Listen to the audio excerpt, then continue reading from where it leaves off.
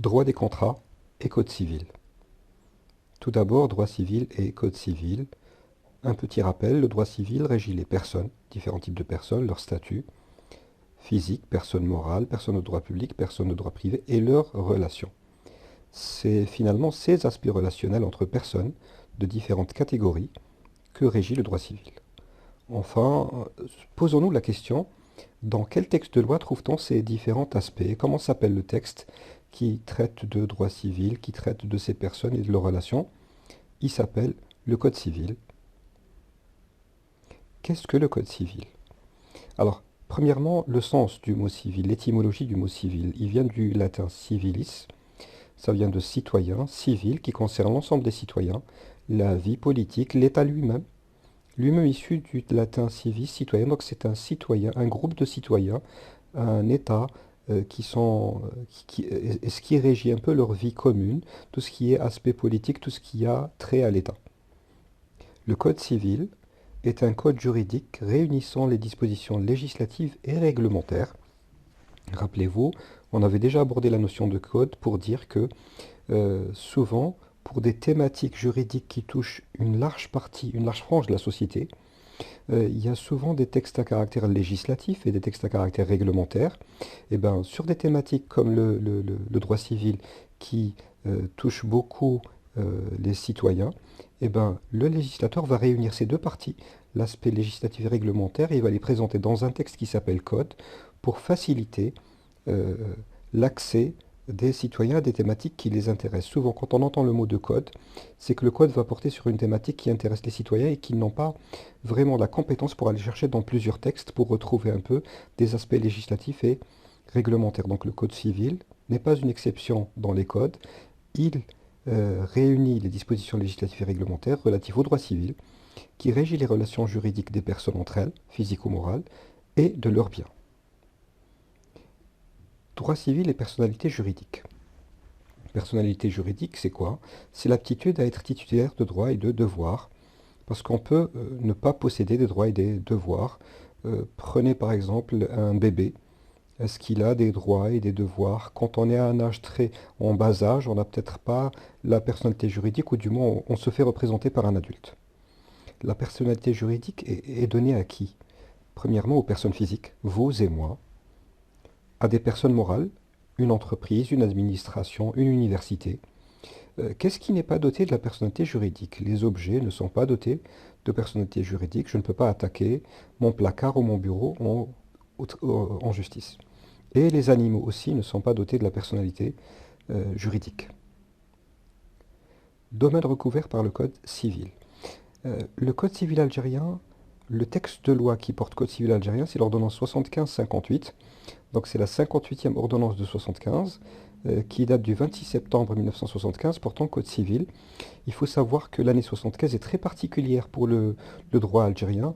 C'est quelque part l'année où on a eu la plupart de nos codes. Et c'est l'année où le droit algérien s'est un peu détaché du droit colonial parce qu'à l'indépendance, il y avait une ordonnance juste quelques jours après l'indépendance qui disait que toutes les lois françaises étaient reconduites parce qu'on n'avait pas de texte de loi, on était une nation fraîchement créée, et c'est en 75 qu'on a eu pratiquement l'ensemble de nos textes de loi, principalement les principaux codes sont issus de l'année 75, y compris le Code civil. Les principaux domaines couverts par le Code civil sont, premièrement, des dispositions générales, les personnes principalement, donc cela traite des différents types de personnes, de leur statut. Deuxième partie, les obligations et contrats, ça porte principalement sur la notion de contrat. Une troisième partie qui parle de droits réels principaux, et ça parle de la propriété. C'est vraiment l'élément au centre des droits réels principaux. Et enfin, droits réels accessoires. On parle ici de gage et de nantissement. Donc vous voyez bien que autour du Code civil, l'une des notions les plus importantes est celle de contrat et de personne. Donc les personnes en général, quand elles traitent entre elles, elles ont besoin de s'appuyer sur des contrats. Le droit des contrats. Le droit des contrats est une partie, comme on vient de le voir, importante du Code civil. Et ces règles liées au contrat définissent quoi? Premièrement, la volonté. On ne peut pas être sur un contrat si on n'a pas la volonté d'aller contracter. Deuxièmement, le contrat nous fait ressortir un certain nombre de devoirs. On est tenu de faire ça et ça. On ne signe pas un contrat s'il n'y a pas de devoir dedans. il y a une convention, on convient de faire les choses de cette manière. Et enfin, il y a un engagement. On a des obligations qui naissent et on s'engage à les réaliser. Par exemple, je m'engage à faire tel travail dans tel délai et avec tel montant d'argent. Ça peut être le cas de l'architecte quand il s'engage vis-à-vis d'un client. Qu'est-ce qu'un contrat? Alors, pour trouver la définition d'un contrat, rappelez-vous, on doit aller voir, jeter un coup d'œil sur le Code civil. Le Code civil algérien, dans son article 54, pardon, dit le contrat est une convention, donc on a convenu, par laquelle une ou plusieurs personnes s'obligent envers une ou plusieurs autres. C'est-à-dire que le contrat, c'est ce qui va lier en fait deux parties. Une première partie constituée d'une ou de plusieurs personnes, une deuxième partie constituée d'une ou plusieurs personnes. On entend souvent, quand on parle de contrat, on imagine souvent deux parties, une personne avec une personne. Ça peut être une personne physique avec une personne physique, une personne morale avec une personne morale. Mais il y a beaucoup de cas aussi dans lesquels une partie peut être constituée de plusieurs personnes. Comme c'est une définition générale, donc le Code civil, il doit toucher à tous les cas de figure. Par exemple, nous, on a besoin de faire un métro. Eh ben, dans le cas du métro, les entreprises sont très spécialisées. Il n'y a pas une seule entreprise qui fait le métro en entier. Il y a peut-être une entreprise qui fait les tunnels, une entreprise qui fait la pose de rails, une entreprise qui fait l'électrification et une entreprise qui se charge de la signalétique et de la surveillance du réseau de rames de métro. Donc, si on cherche un partenaire, si nous on est l'État et qu'on est une partie qui veut réaliser un métro, peut-être de l'autre côté, on a quatre ou cinq entreprises, chacune sa spécialité, qui vont s'allier dans ce qu'on appelle un contrat, un groupement d'entreprises et se présenter comme une partie. Donc une partie est constituée par l'État et une partie est constituée par un groupement d'entreprises. Ça peut être d'autres cas, mais sachez que le contrat, c'est pas juste une personne avec une personne, ça peut être plusieurs personnes avec plusieurs personnes. Ces deux parties s'obligent, donc vont être des obligations qui concernent quoi? On nous dit à donner, donc ça peut être à donner quelque chose de physique, ça peut être une fourniture, un bien, un équipement, une machine très particulière, une maison, à faire une formation, à faire le nettoyage d'une salle, etc. Ou à ne pas faire quelque chose. Peut-être que dans le contrat, on s'est engagé, on s'est obligé à des interdictions. Moi, je viens travailler chez vous. Et ce travail nécessite l'usage d'un ordinateur, mais dans le contrat, on a écrit que je ne devais euh, il n'y a pas d'exception, que je devais pas du tout utiliser votre ordinateur, que je devais ramener le mien. Il m'est strictement interdit d'utiliser votre ordinateur. Ça peut être le cas. Donc le contrat, c'est deux parties, des obligations qui peuvent consister à donner ou faire ou ne pas faire. La formation du contrat, quelles sont les conditions de validité? Comment on dit qu'un contrat est valable? Quelles sont les conditions qui font qu'un contrat est né? Premièrement, le consentement mutuel des deux parties. Si les parties sont d'accord, le contrat est valide. Si l'une des parties n'était pas d'accord au moment de la signature, peut-être qu'une partie a signé sous la contrainte, ce contrat n'a aucune valeur. Deuxièmement, l'aptitude à contracter. Si j'engage, si je signe un contrat avec une entreprise, ça doit être la personne habilitée à représenter l'entreprise. Si c'est le directeur général d'une entreprise qui a signé et que c'est la personne qui doit engager l'entreprise, c'est OK. Par contre, il est très peu probable qu'un agent de sécurité d'une entreprise soit habilité à engager l'entreprise. Objet certain qui forme la matière de l'engagement, un contrat porte sur un objet clair et précis. Par exemple, construction du siège de l'entreprise X. Ce siège est sur 15 étages, etc. Donc là, c'est un objet certain. Par contre, si on dit contrat construction d'un espace, et ça s'arrête là, et qu'on n'a aucun détail dans le contrat, là, il y a un souci. Ce contrat ne va pas pouvoir être reconnu comme un vrai contrat. Et enfin, une cause licite qui forme l'engagement. On ne doit pas s'entendre sur quelque chose d'illicite. Par exemple, on ne peut pas s'entendre à braquer une banque, ça c'est interdit par la loi. Les effets du contrat, une fois qu'un contrat est signé, qu'il est entré en vigueur, qu'est-ce qui se passe? Premièrement, un contrat valable est la loi des parties. L'article 106 du Code civil algérien dit le contrat fait la loi des parties. Ça veut dire qu'une fois qu'on signe un contrat, c'est une loi entre les parties qui l'ont signé. Les parties doivent respecter le contrat comme une loi, c'est une loi privée. C'est-à-dire que ce n'est pas une loi d'ordre public, c'est juste les deux parties qui se sont engagées dessus qui sont concernées par cette loi.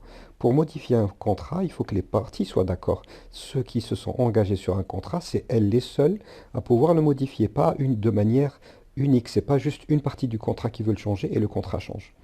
Et c'est vraiment les parties qui sont importantes. D'ailleurs, le tribunal ne peut pas modifier un contrat, sauf quelques exceptions qui sont prévues par la loi, notamment, par exemple, s'il y a un effondrement de l'économie et que l'une des parties ne peut plus respecter ses engagements parce que les prix n'étaient pas, elle ne peut plus réaliser l'objet du contrat sans payer des prix qui sont exorbitants et parce que l'économie s'est effondrée, là elle peut aller rétablir son droit de ne pas s'engager avec les prix du contrat auprès du tribunal. Enfin, les parties peuvent utiliser la force des tribunaux pour le faire respecter intégralement. Moi, j'ai un contrat de location, mon locataire ne veut pas sortir à la fin du délai, ben, je peux utiliser la force pour le faire sortir. Je peux aller au tribunal et le faire sortir par le biais de la force publique. Les différentes formes de contrat. Alors, en général, ça marche 2 à 2, c'est des binômes. On va se poser les questions au fur et à mesure. Un contrat peut être unilatéral. Ça veut dire qu'une seule partie a des obligations envers la deuxième, sans que la deuxième n'ait aucune obligation vis-à-vis de la première. C'est typiquement un contrat de prêt. Euh, Quelqu'un me prête de l'argent, je signe un contrat avec lui pour reconnaître la dette qu'il m'a donnée, et puis lui n'a aucune obligation, ça y est, il m'a donné l'argent. Moi par contre, j'ai une obligation de lui rendre l'argent. La plupart des contrats sont souvent on appelle ça un contrat bilatéral, ça veut dire que les deux parties ont des obligations. C'est le cas d'un contrat d'architecte avec un client. Moi, je lui remets des plans, lui me remet de l'argent. Un contrat peut être fait à titre onéreux, ça veut dire avec un équivalent financier. Je reviens sur mon fameux contrat d'architecte, un architecte avec un client. Moi, je lui donne des plans et lui me paye en contrepartie. Quel est le contraire d'onéreux? C'est à titre gratuit. À titre gratuit, ça peut être un don dans la famille. Un père donne une maison à son fils et il n'y a pas d'argent entre eux. Enfin, on peut parler de contrat à caractère commutatif. Chacune des deux parties réalise ce qui est censé être l'équivalent pour l'autre. Moi, je reprends mon fameux contrat d'architecte, il est commutatif. Moi, je réalise un certain nombre de plans et mon client me remet l'équivalent de ces plans. Par exemple, si j'estime que j'ai fait des plans pour un équivalent, un montant X, et ben lui va me remettre ce montant-là et on estime que X est égal à l'effort que je fournis dans mes plans. Est-ce qu'il y a autre chose que commutatif? Oui, il y a ce qu'on appelle les contrats à caractère aléatoire. Ça peut paraître bizarre, mais c'est typiquement des contrats d'assurance. Par exemple, moi je prends un contrat d'assurance, une police d'assurance pour ma voiture. Si je n'ai pas d'accident, eh ben je n'ai pas d'indemnisation, mais lorsqu'un un événement aléatoire qui est un accident arrive, eh ben là j'ai une indemnisation de euh, la boîte d'assurance. Il est très habituel que le mot bilatéral soit remplacé aussi par synallagmatique. Un contrat synallagmatique, c'est un contrat bilatéral. Les clauses du contrat. Un contrat contient souvent des clauses et il précise les obligations de chacune des parties. Les rédacteurs du contrat doivent souvent anticiper sur des événements susceptibles de se produire. Si je fais de la location de véhicules, je dois prévoir que la personne qui va m'emprunter la voiture va pouvoir peut-être faire un accident. Donc je dois prévoir ça et je n'attends pas que l'accident survienne pour pouvoir nous entendre sur ce qu'on va faire. Certains contrats ne sont rédigés que par une seule partie, sans que son contenu ne puisse être modifié. Il s'agit de ce qu'on appelle un contrat d'adhésion. Je dois adhérer à ce contrat. En général, dans les contrats avec l'État, c'est l'État qui rédige les contrats. Et nous, on est obligé de les accepter tels quels. Enfin, chacune des parties s'engage en connaissant la portée de ses obligations et la limite des exigences de l'autre. C'est-à-dire que quand on s'engage sur un contrat, il faut bien savoir qu'on s'engage sur un certain nombre d'activités, sur un certain nombre de choses, et ces éléments-là, je ne peux plus me désengager dessus. Droit des contrats et code civil. Si on devait faire une petite synthèse, on dirait que le code civil, l'un des éléments les plus importants, c'est le droit des obligations.